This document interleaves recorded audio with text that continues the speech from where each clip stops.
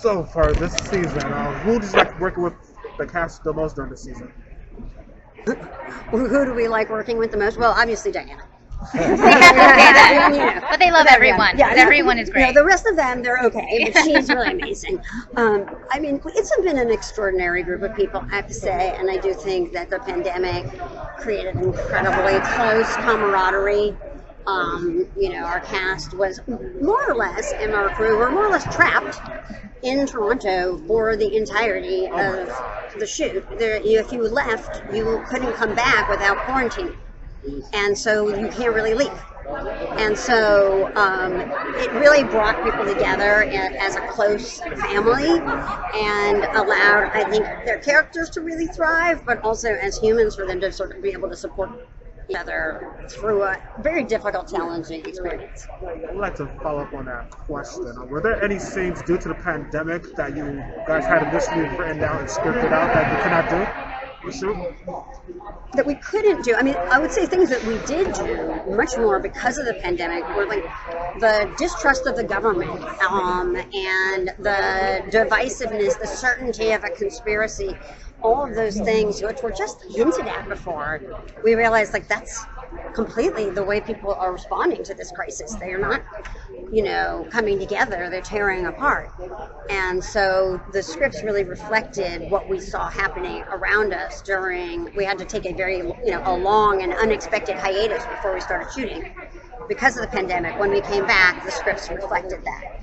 But in terms of things that we couldn't shoot, I mean, in some ways, weirdly, Toronto was very shut down. Mm-hmm. I mean, they were really locked down throughout our entire production schedule.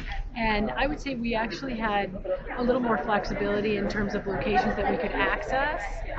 It was easier to get into certain locations who were hungry for resources. We were effectively paying the rent for some of the locations who were shut down during the pandemic. So that was a little bit easier. We did have restrictions on the number of background actors that we could have. So, if we would have loved to have, there were scenes where we would have loved to have 200 extras, but we could only have 4. So there were things like that were COVID related that we definitely had to rethink. And also just keeping the hours to a reasonable place for people's health and safety. Being in a mask all day long is really hard on the crew and the cast. And, it was, we stuck to a 10-hour shooting day.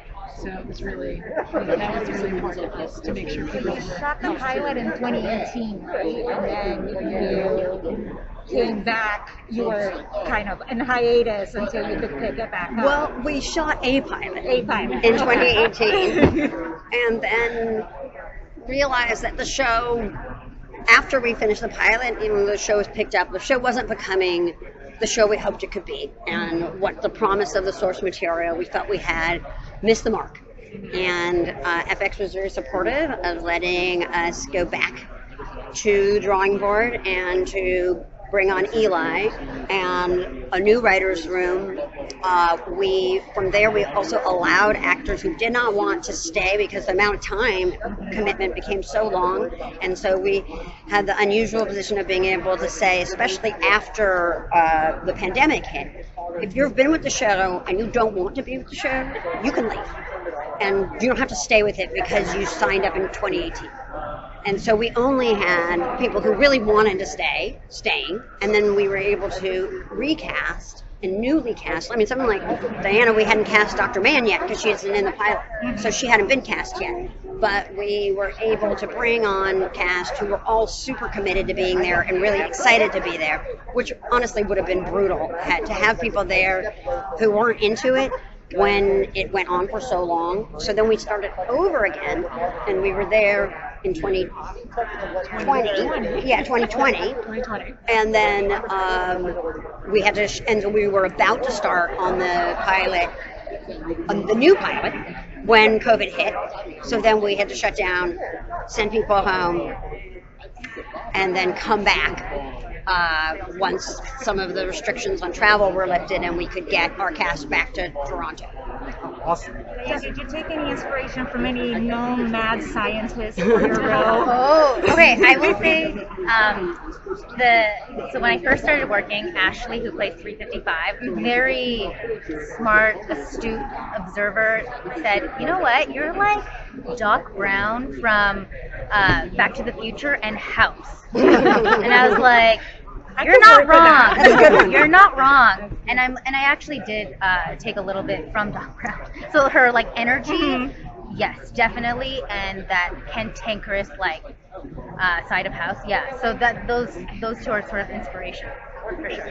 What was that like, stepping into a role like that in this cast surrounded by women, which is unfortunately still kind of an anomaly, and then also getting to play these roles like you say, Doc Brown and House, that are traditionally written for men, these like bravado scientists. What was that like for you? I mean, it's a new experience. I have not gotten to play a character like this ever. To take up that much space, I was like, that is my goal. I'm gonna like run around, take as much space as I can with my voice, my body.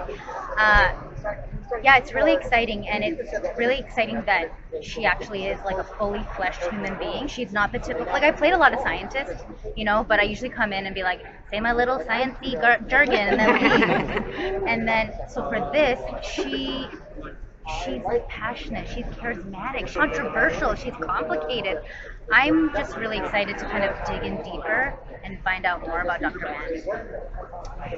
You guys, thank you so much. Thank you so much. Thank you. Thank you. Sorry for your recording.